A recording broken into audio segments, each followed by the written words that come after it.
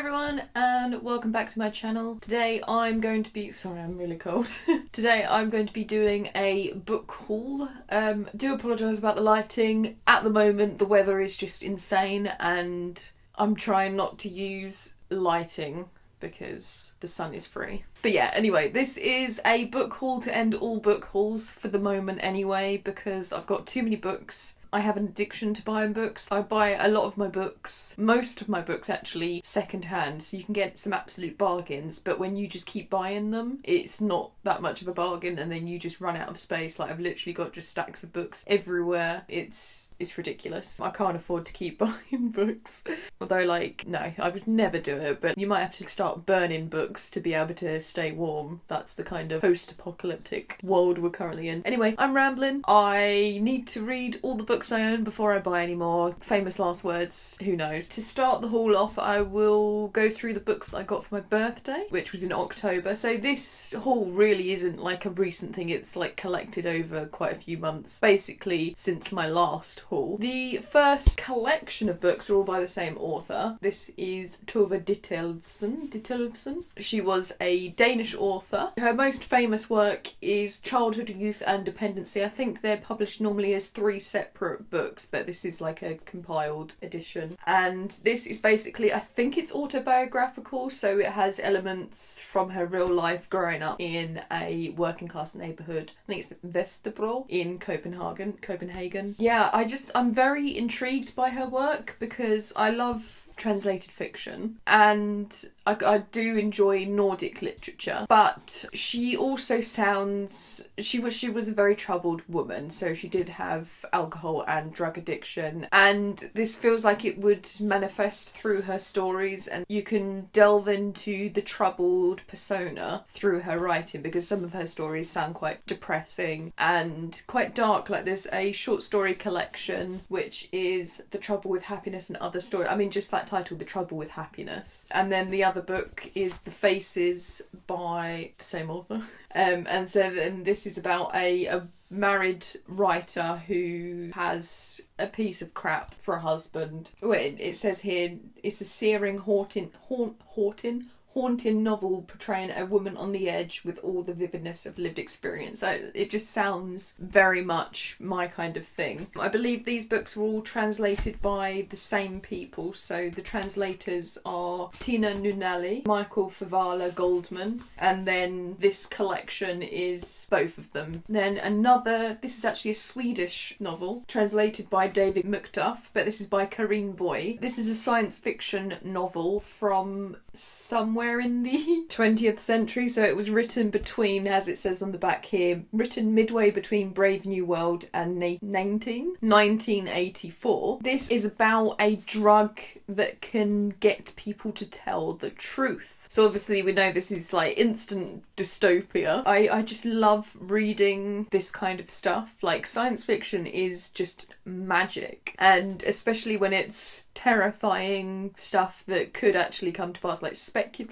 side of things, and dystopia stuff really kind of is my jam for some reason. And yeah, so this is all about like a paranoid landscape of police eyes and police ears. So very much looking forward to delving into Kallocaine. Then we're on to the final book that I got for my birthday, which is Hard to Be a God by Arkady and Boris Strugatsky. I spoke about these authors in my November wrap-up because I watched Stalker by the filmmaker Andrei Tarkovsky, and they wrote the screenplay and the novel that it was based on. And so a few months ago I'd done some research because I was looking at which Tarkovsky to start my Tarkovsky experience with, and Stalker just felt like the right one. And I was like, oh, these people sound quite interesting, the fact that they're novelists but then they wrote the screenplay. And then I researched their novels, and then suddenly I've now got 3 of them because they just sound so interesting. So Hard to Be a God is about a futuristic society that then goes back in, well, not goes back in time, but finds a new planet, but their evolution is up to sort of medieval times. And so there's like loads of suffering, blah, blah, blah. And so the people visiting and experiencing this world are like, oh gosh, is this morally right? And things like that. It just sounds really interesting. So it's like a mixture of potentially like fantasy elements with the fact that most fantasy books are sort of very medieval set or medieval coded. So then this is like sci-fi going back to medieval stuff. Yes. Love it. Then we have Roadside Picnic, which is what Stalker is based on. So there's a man who's a stalker who basically, that's the name for people that go into this cornered off place where a meteorite struck. Why I want to read this is because I obviously recently watched the movie and I feel like I need to do a book versus movie video, and I'm just really intrigued by the premise. Aeroplane. And then the final Strugatsky brothers novel is Snail on the Slope, and it's about people in this weird place and like bureaucracy and like a mysterious forest far below somewhere. But yeah, it feels like Kafkaesque with like bureaucratic nightmares, and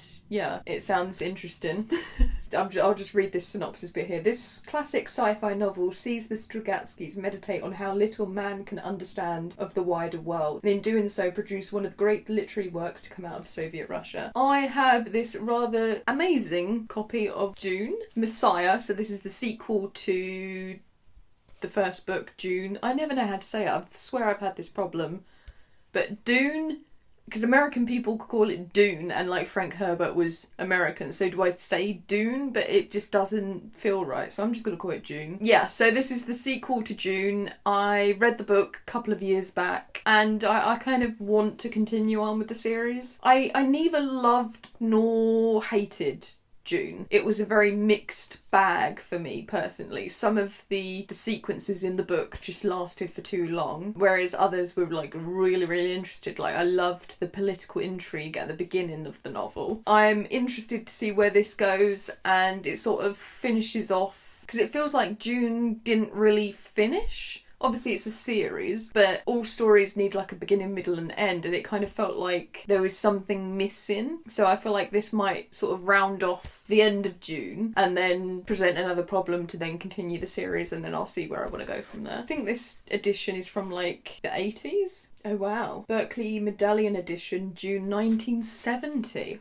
Oh, I love it when I get really ancient book. I mean, it's not ancient, sorry anyone who was born in the 1970s. I love sci-fi books with their like really old covers, because it just hits differently to modern covers. I don't know what it is. Scattered All Over the Earth by Yoko Tawada, and this is translated from Japanese by Margaret Mitsutani. And this is about a world where Japan has disappeared, and then there is someone who believes they might be the last Japanese person in existence, and they're backpacking through Europe with other people, like I think artists, translators and things like that. And then I believe they might meet someone who is Japanese, and it's like, oh my gosh, this might be the last chance I get to hear my own language from a native speaker. And I just think that's kind of, wow, that would be fucking tragic. The dying days of a language. Wow. This feels very much like something I would love, hence why I bought it. I love the illustration by Harriet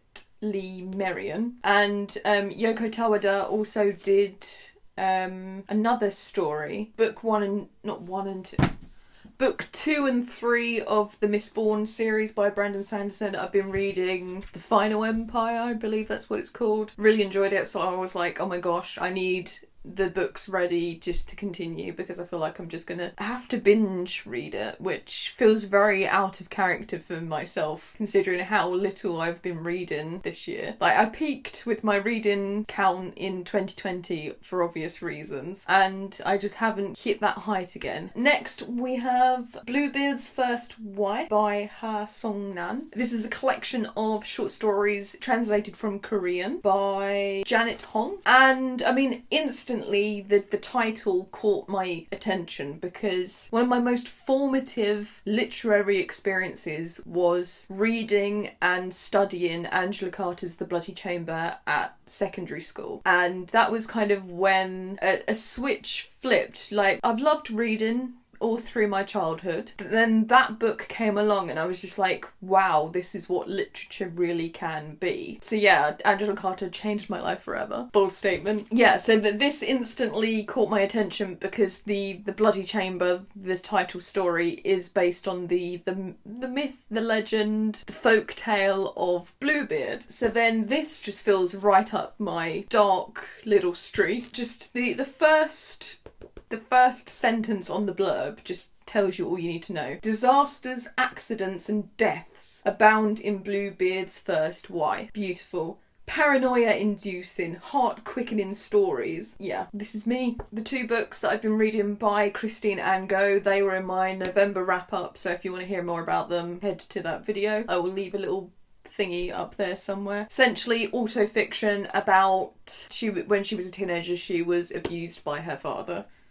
Dark stuff, but ultimately important to read. The Serious Game by Hjalmar Soderberg. Ugly cover. Literally the only cover I could find. I hate it. It's disgusting. But it's by Hjalmar Soderberg, and I think it was last year I read Dr. Glass by the author and I was blown away by how brilliant it was. I loved it. Thoroughly loved it. This is a Swedish book translated by Eva Claesson, and this feels like the sort of premise to a lovely period drama, but a bit more sad because it's Swedish. I swear, like, everything, like, Bergman kind of gets a reputation for sort of angst and sort of sad Nordic stuff, but this guy was writing before and it's bloody depressing. But essentially 2 people fall in love but they can't be together, and then they meet again later on in life. One, I think, might be the daughter of an artist, and then another might be an artist. I'm not too sure, but it's tragic. Yes, we love unfulfilled romances in this house. And then the final 5 books, I believe. 1, 2, 3, 4,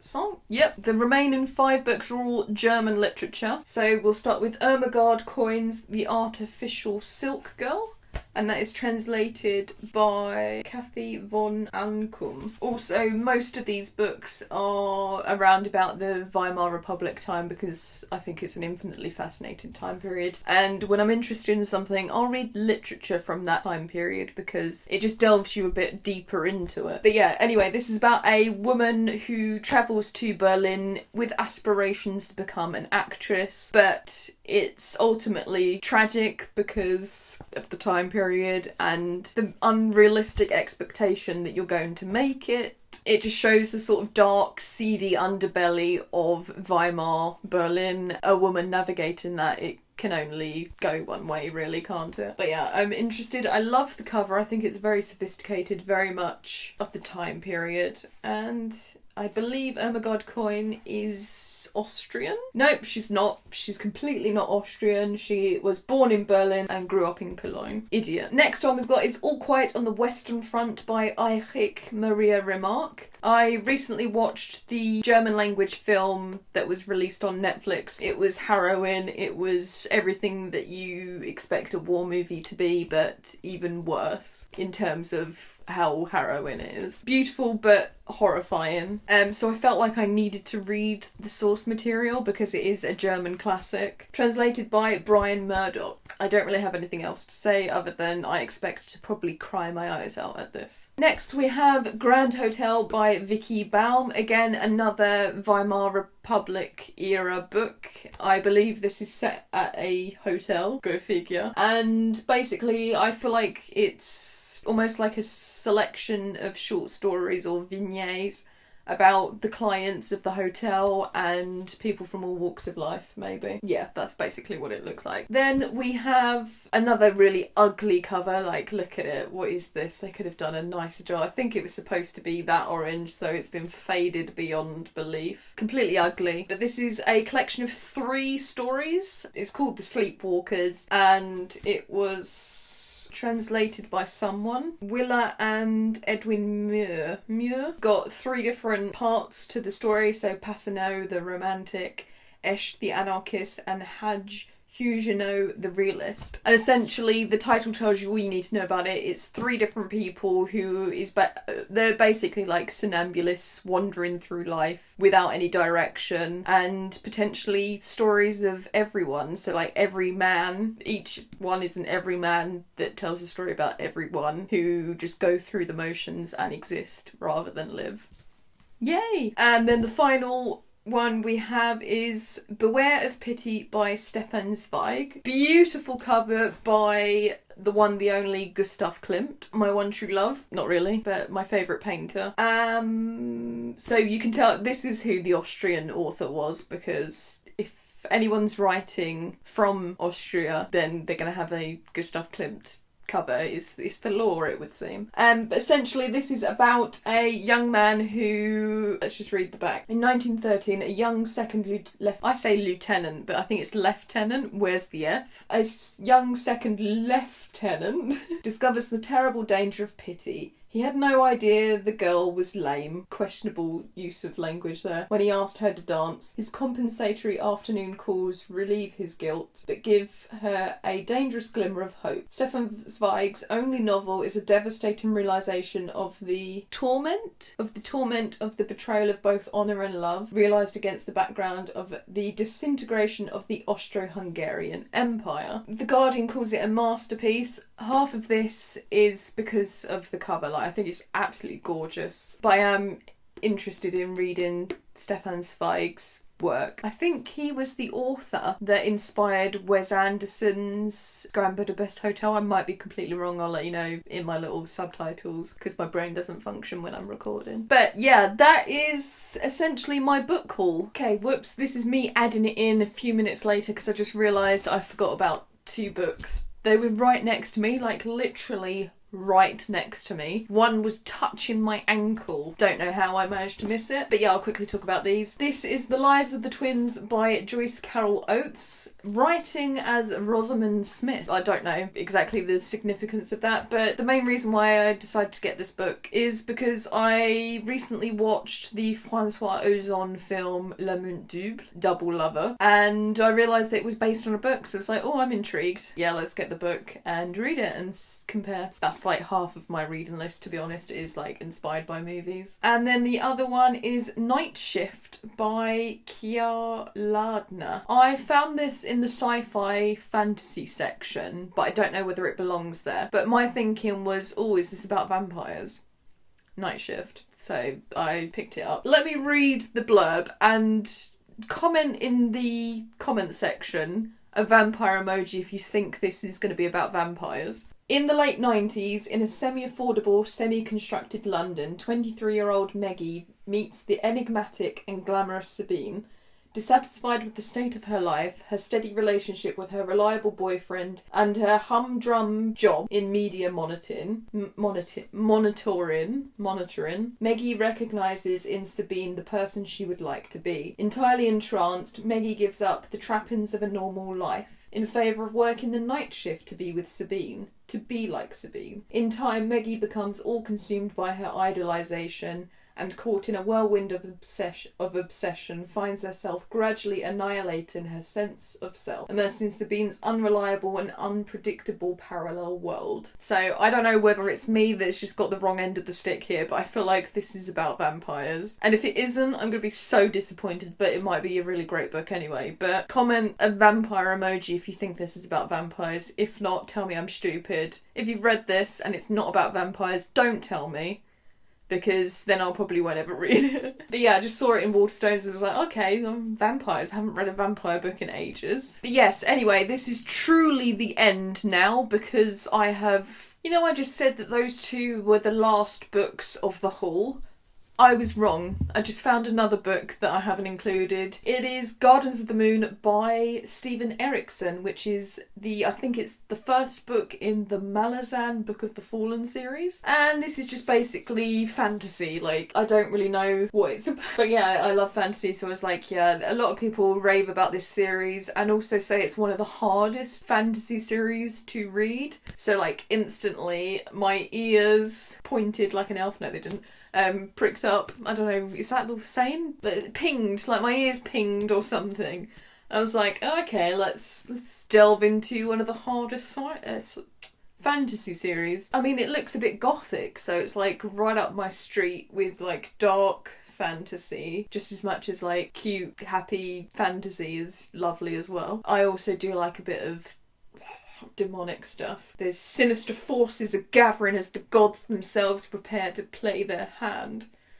Yeah, I don't really know what it's about, but yeah, whoops, woo.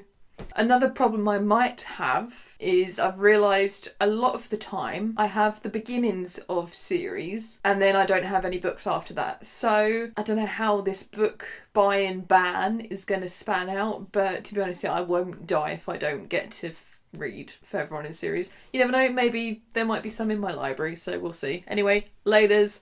For real this time. Thank you for watching. Thank you. I need to do a shout out to Kieran at KD Books because I just did a little Instagram story saying like jokingly, oh, do you reckon I can get to 500 by 2023? And he shared that and basically encouraged a lot of people to come check out my channel. And at the time of recording, I am now at 497, which is fucking amazing, really. Like, when I started this channel, I hoped that people would watch it, but then I realised it's bold of me to assume that anyone would want to spend, like, some of my videos are half an hour. Bold of me to assume that normal humans would actually want to sit down and listen to me talk about books for that length of time, especially when I don't really plan my videos. So quite often I'll just start talking and it will just get really ridiculously convoluted and then I'll forget, probably would have been like pages and pages of things that I wanted to say. And yeah, it's a bit chaotic, but I can't plan. Because even if I wrote out a script, how am I going to look at it? And then I'll just be like looking down here all the time. I'll write out notes and then I'll still forget. I always look up authors' names before I record videos. Most of the time I forget how to pronounce their names. This is just chaos. Books and chaos, the channel should be called. But yeah, essentially, thank you so much, Kieran, for giving me a shout out. It's lovely to know that there is a community here of people that just support each other. Thank you everyone who has subscribed, and thank you anyone who continuously watches my videos. I'm surprised. But ultimately, I just enjoy talking about stuff like this and just sharing my opinions that nobody asked for.